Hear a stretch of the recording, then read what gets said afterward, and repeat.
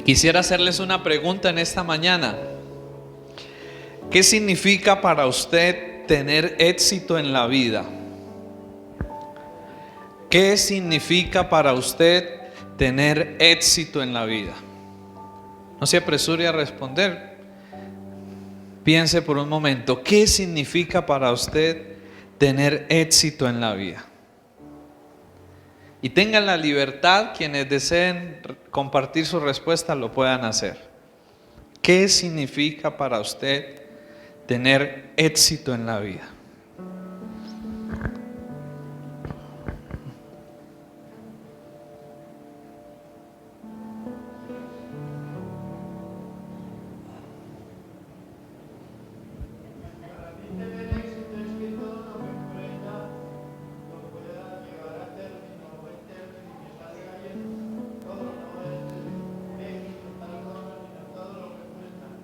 Gracias, gracias.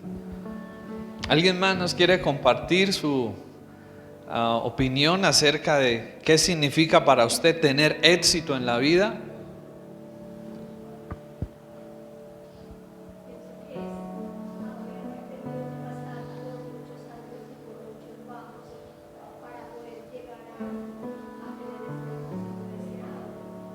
¿Cómo superar las dificultades?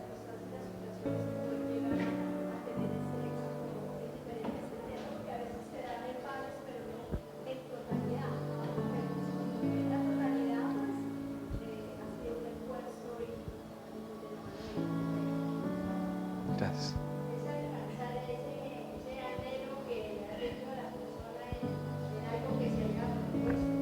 Ajá, alcanzar los anhelos.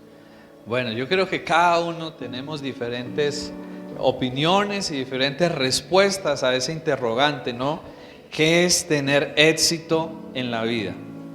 Ahora, todos quizás hemos escuchado frases como: wow, a tal persona le está yendo muy bien ahora, ¿no? Lo vemos muy bien, le está yendo bien. Y normalmente decimos eso, ¿por qué? Porque vemos a esa persona probablemente que ahora tiene quizás dinero, ¿cierto? Tiene un buen negocio, tiene un buen trabajo, tiene una buena familia quizás, ¿cierto? Y entonces decimos, a esa persona le está yendo muy bien.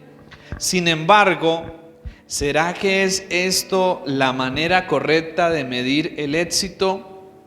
¿Será que la forma en que nosotros vemos el éxito afecta nuestra forma de vivir la vida? ¿Qué piensan ustedes? ¿Será que la manera en que nosotros vemos o consideramos el éxito afecta nuestra manera de ver y de vivir la vida?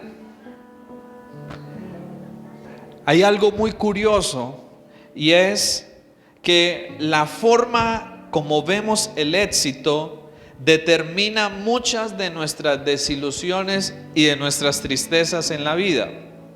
La forma como vemos el éxito determina muchas de las desilusiones y de las tristezas que podemos llegar a experimentar a lo largo de la vida. Y podríamos decir por qué, ¿cierto? Y colocaríamos un ejemplo quizás de alguien que dice: para mí el éxito, la realización es tener este aparato de última tecnología que tanto me gusta, que tanto me apasiona, pero de repente no tiene los medios, no tiene los recursos para alcanzarlo, y entonces eso que para esa persona es el éxito se convierte ahora en la fuente de algo que le lleva a la desilusión y a la tristeza, porque no lo puede lograr, porque no lo puede alcanzar, porque empieza a compararse con otros y empieza a ver que no tiene lo mismo que otros tienen. Y entonces empieza a alimentar un sentimiento de desilusión, un sentimiento de tristeza, un sentimiento de fracaso en la vida. Pero también la forma de ver el éxito no solo hace que se produzcan muchas desilusiones y tristezas en nuestra vida, sino que la forma de ver el éxito determina también aquello a lo cual le damos más importancia en la vida. Aquello en lo cual invertimos más tiempo, en lo cual gastamos más energía y en lo cual gastamos más dinero y en lo cual gastamos más esfuerzos. ¿Sí? De acuerdo a como yo considere el éxito, asimismo eso va a llevarme a determinar qué es lo más importante para mí. ¿Qué debe ser lo más importante para mi vida, cierto? Si para alguien el éxito es entonces conseguir dinero, por ejemplo, esa persona, su prioridad y sus esfuerzos y todo se va a movilizar hacia ¿qué? Hacia eso que considera que es el éxito. Salomón, después de vivir mucho y después de escribir sobre muchas cosas de la vida, en el libro de Eclesiastés, capítulo 12, versículos 13 y 14, llega a la siguiente conclusión, que es la que quisiera que miráramos en esta mañana. Eclesiastés, capítulo 12,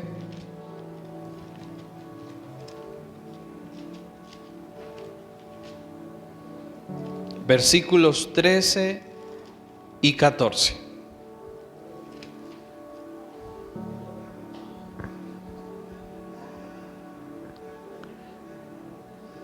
Y Salomón nos dice lo siguiente: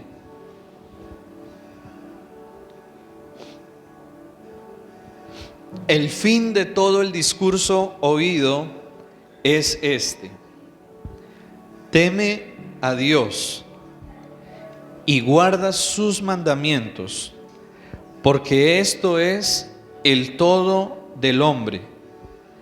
Porque Dios traerá toda obra a juicio, juntamente con toda cosa encubierta, sea buena o sea mala. Salomón, después de vivir mucho, de darse gusto en muchas cosas y de tener sabiduría, porque Dios le había dado sabiduría, ¿cierto?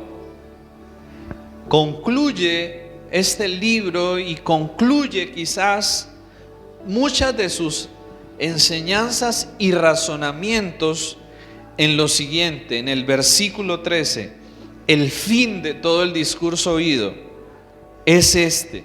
Entonces él coge y resume todo en este versículo y dice: teme a Dios y guarda sus mandamientos, porque eso es que, fíjese en la palabra que él usa ahí, eso es que el todo de quién.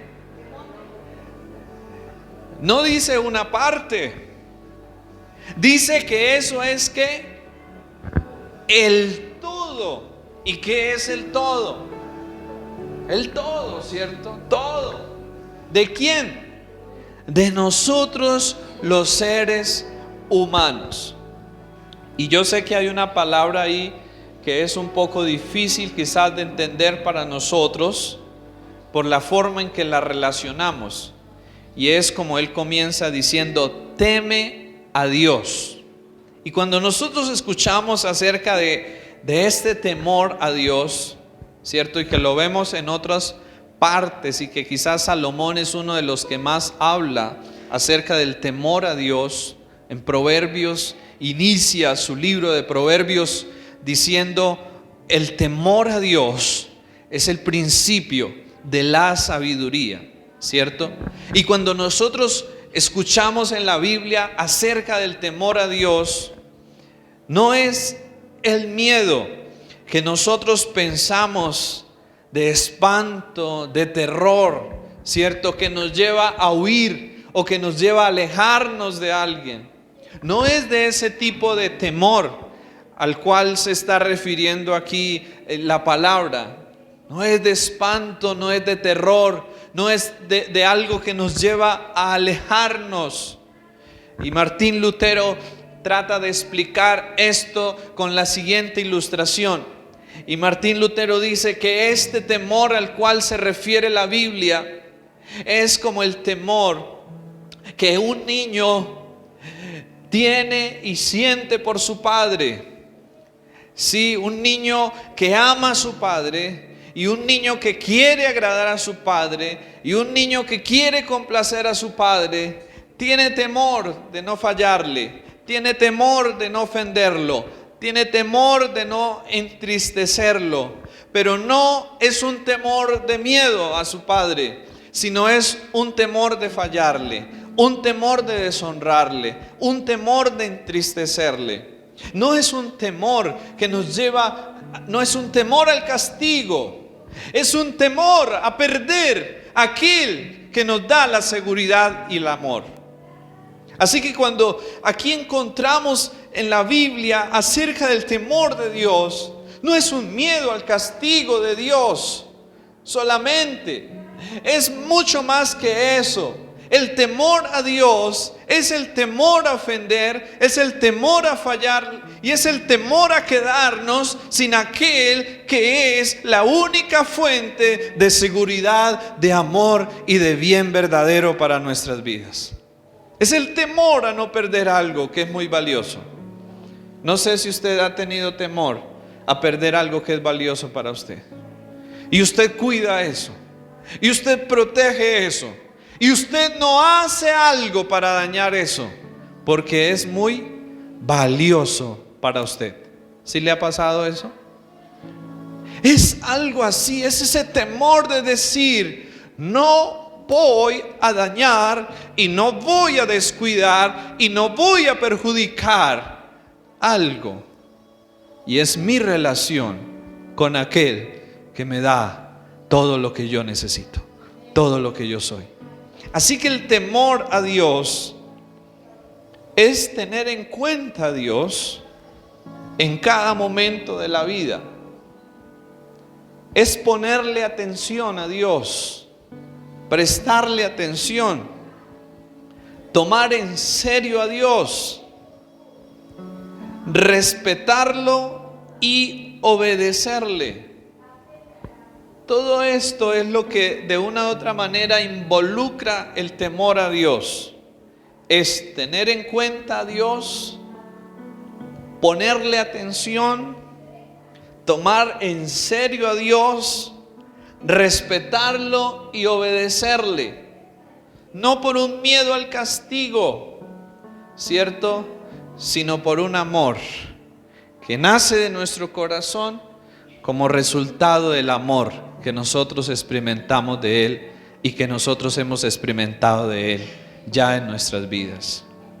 Así que Salomón resume y Salomón dice algo acerca del éxito y de cuál es realmente el éxito en la vida de los seres humanos. ¿Qué es realmente tener éxito en la vida? Es lo que Salomón nos dice acá. Es temer a Dios y guardar sus mandamientos. Eso es el verdadero éxito. Temer a Dios y guardar sus mandamientos, porque esto es el todo del hombre. Pero cuando nosotros miramos acerca de esto, entonces podríamos pensar, ¿es malo tener éxito en el negocio? ¿Es malo tener éxito en otras áreas de la vida?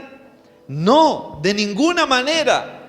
Es más, cuando nosotros tememos a Dios y guardamos sus mandamientos, muchas veces eso va a hacer que Dios nos haga prosperar en otras áreas. Eso va a hacer que Dios nos bendiga en otras áreas. Y eso nos va a hacer crecer en otras áreas, ¿cierto? Pero hay una advertencia de Dios en Deuteronomio capítulo 8, versículo 7.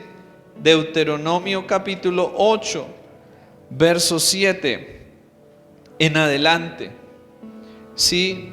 Y Dios está hablando al pueblo de Israel y le estaba diciendo al pueblo: yo los voy a introducir en una tierra buena, ¿cierto? Es decir, que sus condiciones de vida iban a cambiar y ahora iban a estar en una tierra mucho mejor, con mejores condiciones. Ya no iban a estar deambulando, ¿cierto? Sin nada de ellos. Ahora Dios les iba a dar una tierra. Ahora iban a tener un lugar y iban a tener una muy buena tierra, ¿cierto? ¿Y eso a qué apunta?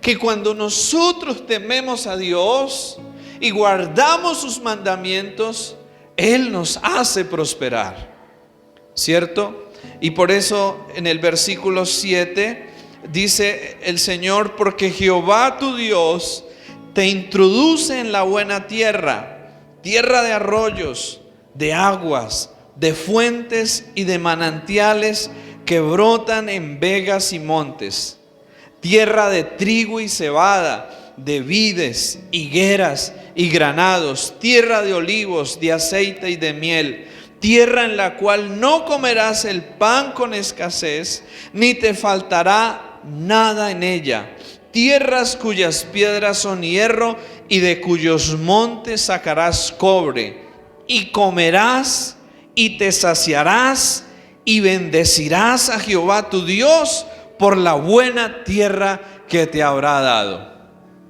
¿Creen ustedes que Dios es bueno? Y nos da cosas buenas a nosotros, ¿cierto? Sin embargo, desde el versículo 11, Dios hace una advertencia. Y aquí es donde debemos fijarnos atentamente. Verso 11: cuídate de no olvidarte de Jehová tu Dios. ¿Para qué? Para cumplir sus mandamientos, sus decretos y sus estatutos que yo te ordeno hoy.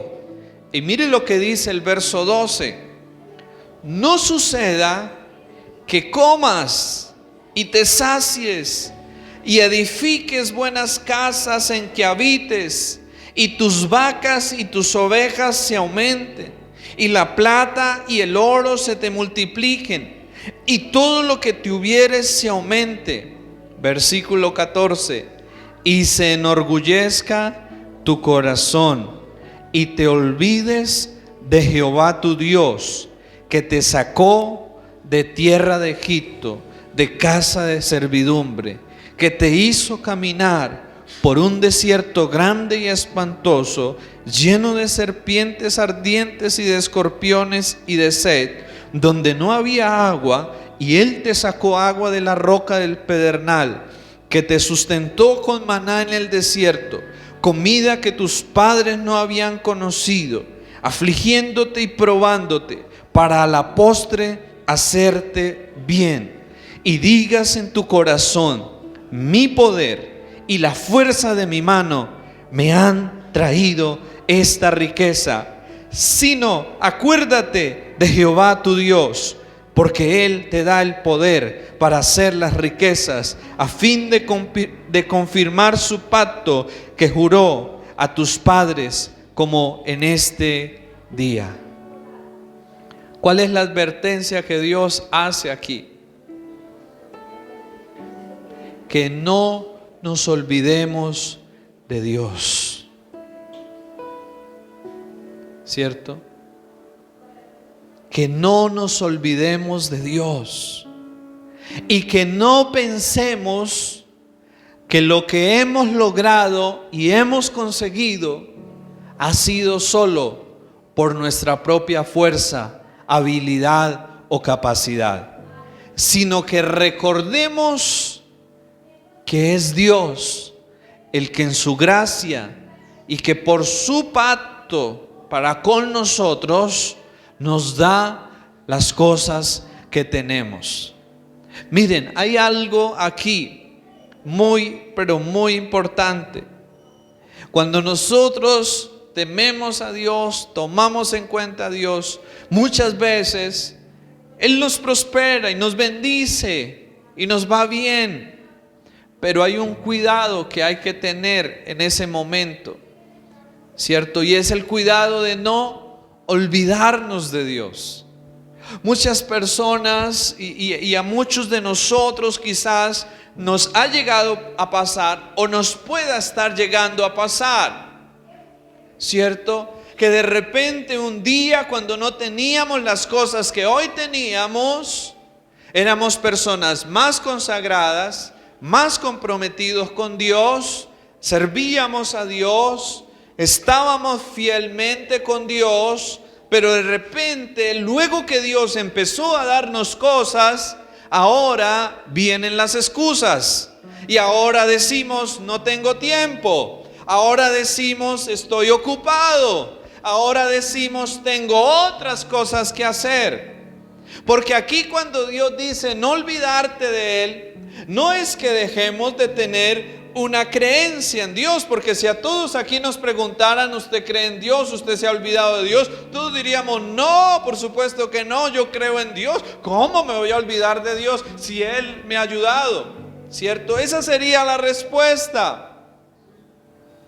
Sin embargo, ese no olvidarnos de Dios no es de palabras, es de la manera en que actuamos, de la manera en que vivimos. Porque muchas veces nuestras acciones expresan más lo que en verdad hay en nuestro corazón que no solamente nuestras palabras. Y si con nuestras acciones nosotros decimos, no tengo tiempo para estas cosas de Dios ahora, porque estoy ocupado, porque tengo que hacer, porque ahora estoy en otras cosas. Esa es una forma en la cual nos olvidamos de Dios.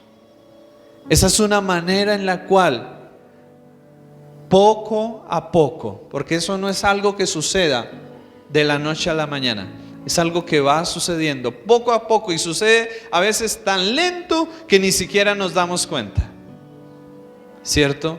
Cuando de repente ya estamos lejos y estamos en otro extremo. Y es aquí donde Dios hoy nos quiere hablar.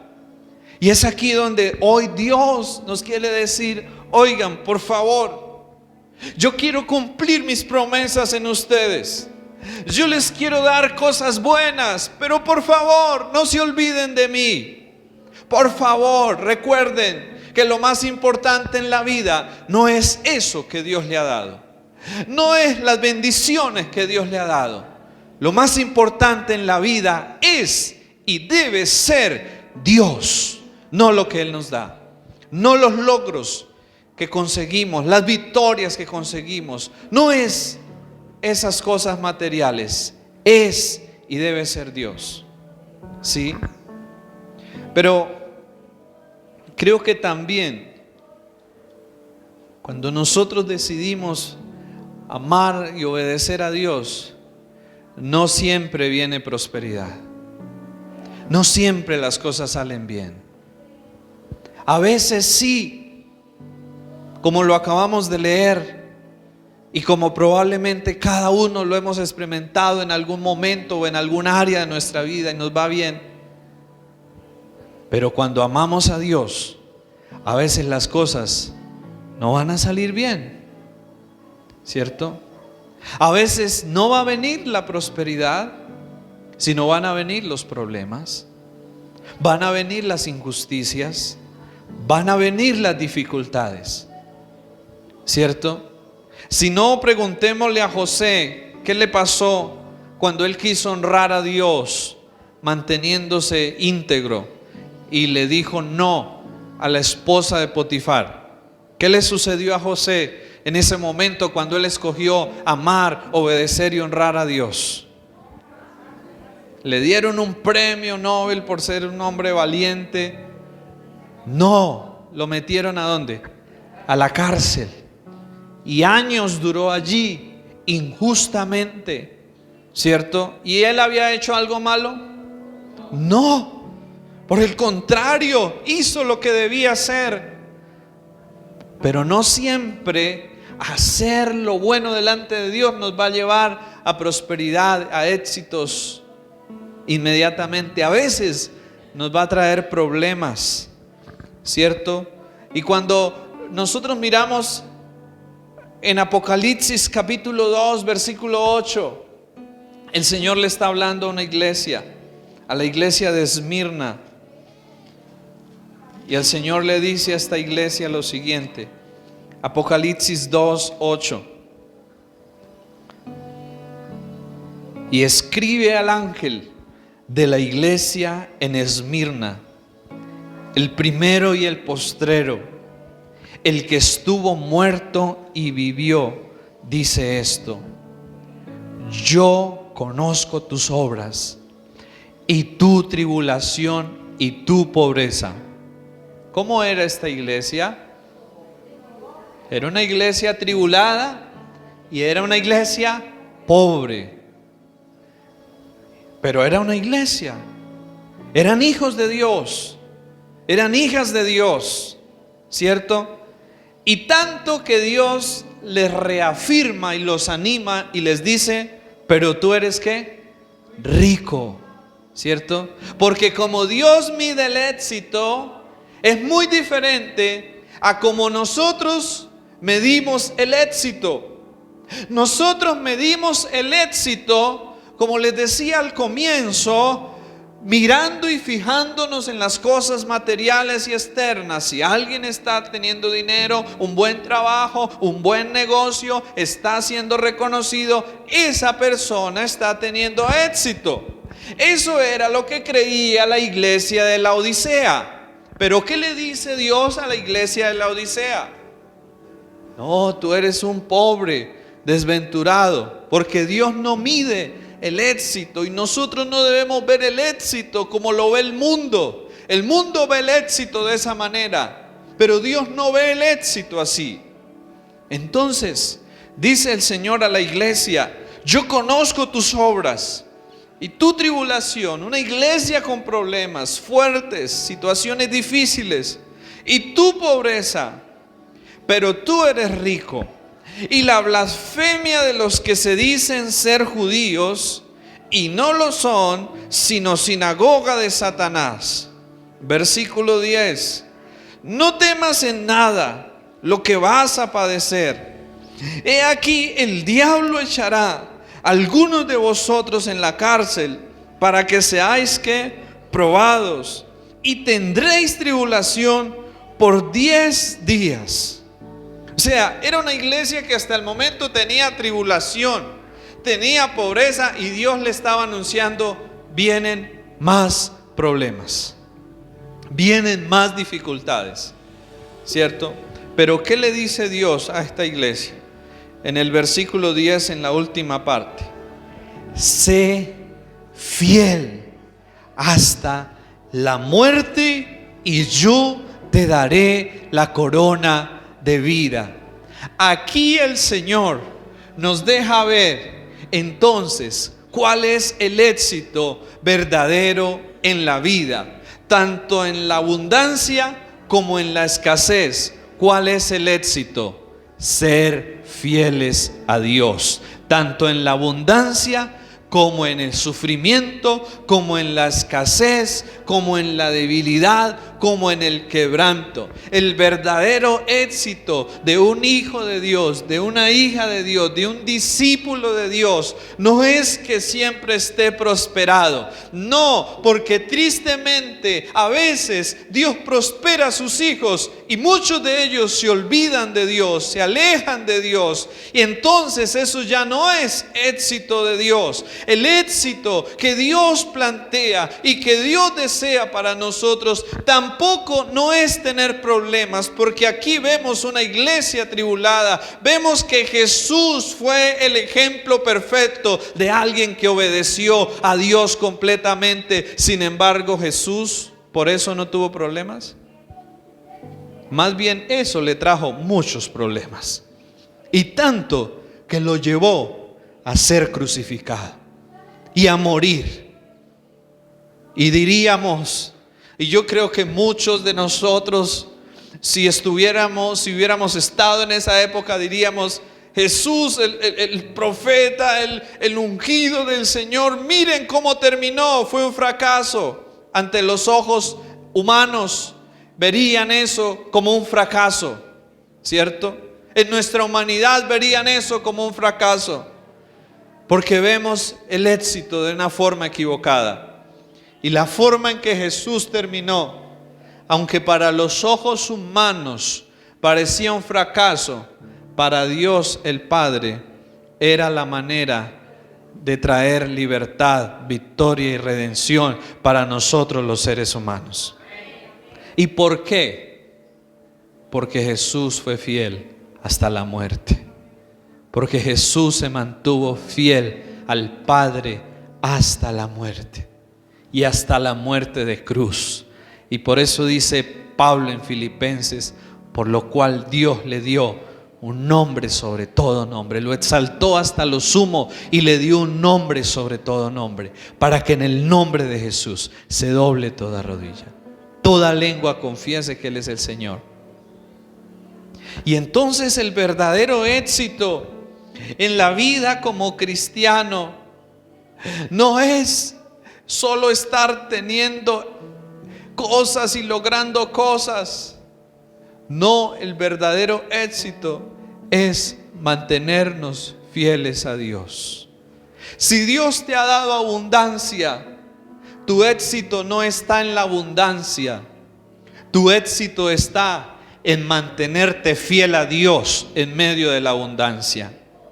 Si Dios te ha dado pruebas y quizás no te ha permitido tener muchas cosas, sino estás en escasez, tu éxito está en mantenerte fiel a Dios en medio de esas circunstancias. No pensemos que estar siendo bendecidos por Dios es que todos seamos ricos y que tengamos muchas cosas materiales. No pensemos que eso es la bendición de Dios. No, algunos, como vemos acá, Dios puede prosperar y Dios bendice. A otros Dios decide probar y Dios decide permitir que queden en escasez, que queden en estrechez, porque para Dios, o lo que a Dios le interesa, o lo que Dios mira, no es que tú estés en abundancia o no es que tú estés en escasez. Lo que Dios mira principalmente es que donde quiera que tú estés, tú seas fiel a Él y te mantengas fiel a Él. Y pueda que estés en pobreza, pueda que estés en escasez, mantente fiel al Señor ahí donde estás, porque un día Dios se encargará de levantarnos de ahí. Pero eso es lo que Dios desea, que no nos equivoquemos al valorar las cosas de una forma incorrecta. No es la prosperidad de tener muchas cosas el éxito, sino es ser fiel a Dios, serle fieles al Señor en donde quiera que Él nos haya puesto. Mateo 25, 23, el Señor, después de que se encuentra con unos hombres, le dice: bien hecho, buen siervo fiel. ¿Qué fue lo que Dios miró en este hombre? Su fidelidad. ¿Qué es lo que Dios mira y busca de nosotros en este tiempo? Fidelidad. Fidelidad. Fidelidad. Cuando Josué capítulo 1 versículo 8 está recibiendo instrucciones para la tarea que le encomendaba, ¿qué es lo que Dios habla y le dice en el versículo 8? Nunca se apartará de tu boca este libro de la ley, sino que de día y de noche meditarás en él, para que guardes y hagas conforme a todo lo que en él está escrito, porque entonces harás prosperar tu camino y todo te saldrá bien. ¿En qué nos pide Dios enfocarnos? En conocer, en aprender y en poder vivir de acuerdo a lo que Él nos ha enseñado en su palabra. En eso nos pide Dios que nos enfoquemos. Y en eso es que Salomón, al concluir el libro, dice: este es el todo del hombre, temer a Dios y guardar sus mandamientos. Y no lo hacemos para alcanzar o pretender ganar la salvación con eso, no, sino para agradecer, honrar a Dios por la salvación que ya nos ha dado, ¿cierto? Y lo hacemos no para pensar que con nuestra fidelidad nos vamos a ganar el cielo, no, porque eso es gracia de Dios para con nosotros. Pero sí debemos ser fieles a Dios por amor, por gratitud y porque Él lo merece y porque Él es digno de ello. Y porque también eso traerá bienestar a nuestra vida mientras estemos aquí en esta tierra y estemos aquí en este caminar. Las palabras del Señor Jesús en Juan 4:34: mi comida es hacer la voluntad del que me envió y llevar a cabo su obra. Esto decía el Señor. ¿Cuál era el éxito del Señor Jesús? Ser fiel a lo que Dios el Padre le había enviado a hacer y le había llamado a hacer. Eso es. Y ese era el éxito para el Señor. Y ese debe ser, sin duda alguna, el éxito para nosotros. Ser fieles a Dios. Y el éxito no es cuánto dinero ganas. El éxito no es cuántos bienes tienes. El éxito no es cuán reconocido eres. El éxito es cuán fiel eres a Dios con lo que Él te ha dado y donde Él te ha colocado. Ese es el éxito verdadero y que todos nosotros estamos llamados a buscar cada día en nuestra vida. ¿Qué tal si colocamos sobre nuestros pies en esta mañana y hablamos con Dios acerca de esto? Y le pedimos al Señor que nos ayude a revisar nuestro corazón y nuestra vida. Señor, te queremos dar gracias, Padre, por mostrarnos, Señor, cuál es el verdadero éxito en la vida, Señor. Que no consiste en lo que muchas veces hemos creído, Señor, y hemos pensado, Dios. Señor, ayúdanos a revisar si realmente te estamos siendo fieles, Dios, a ti. No a mirar las cuentas bancarias, cómo están. No a mirar cuántos bienes tengo o cuán exitoso estoy siendo en el negocio, en el trabajo o ante los demás, sino ayúdanos a revisar cuán fieles estamos siendo a ti y a tu palabra, Señor. Ayúdanos, por favor, Padre, a reaccionar y a darnos cuenta si hemos tomado un camino equivocado, Señor.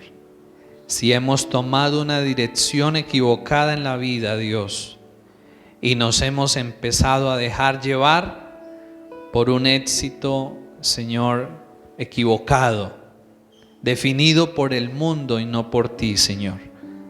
Ayúdanos, Padre, por favor, a entender, a recordar y a tener presente en nuestra vida cuál es el verdadero éxito, Señor, y qué es el todo de nosotros y qué debe ser el todo para nosotros, Señor, que es temerte a ti y guardar tus mandamientos, Señor. Perdónanos, Padre, cuando no lo hemos hecho, Señor. Perdónanos por olvidarnos de ti muchas veces, Señor, cuando ponemos otras cosas por encima de las cosas tuyas, Dios. Perdónanos, Señor, cuando ahora son otras cosas las que son más importantes para nosotros, Dios, y ya no son las cosas tuyas, Señor. Perdónanos, Dios, por dejarnos llevar, Señor, por la motivación a cosas no para ti, sino para nosotros, Señor. Ayúdanos, Padre, de ahora en adelante, por favor, Señor, a serte fieles. ¿Qué tal si cada uno oramos de manera muy sincera y de manera muy honesta con Dios y le pedimos que nos ayude a serle fieles hasta la muerte, como Él le habló a la iglesia de Esmirna, que así podamos nosotros, Señor, serte fieles hasta la muerte? Por favor, Dios, te lo pedimos en esta hora, Señor.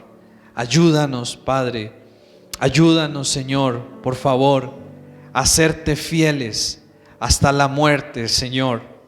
Ayúdanos a serte fieles en la abundancia, pero ayúdanos también a serte fieles en medio de la prueba, en medio de la dificultad, en medio de la adversidad, Señor. Ayúdanos, por favor, y no nos des más allá de lo que no podamos saber manejar, Señor. No nos des, Señor, más allá de lo que nos pueda llegar a alejar de ti y hacer que nos olvidemos de ti, Señor. Guárdanos de la ambición, guárdanos de la avaricia, del deseo de tener, de lograr y de lograr cosas y cosas y cosas, Señor. Ayúdanos, por favor, bendito Dios. Ayúdanos, Señor, por favor, a no dejarnos llevar por estas cosas, Señor. Y ayúdanos y danos aquello que nos permita y en lo cual nos podamos mantener siendo fieles a ti, Señor. Por favor, Padre, rogamos por ello en esta mañana, Señor. Ayúdanos a reorganizar nuestra vida, a reordenar nuestra vida, Padre, y de tal manera que de ahora en adelante nuestra meta principal y nuestro objetivo principal sea serte fieles a ti, Señor, y sea temerte a ti, y sea guardar tus mandamientos, Señor. Te lo pedimos, Padre, para gloria de tu nombre, Señor, en el nombre de Cristo. Amén y amén.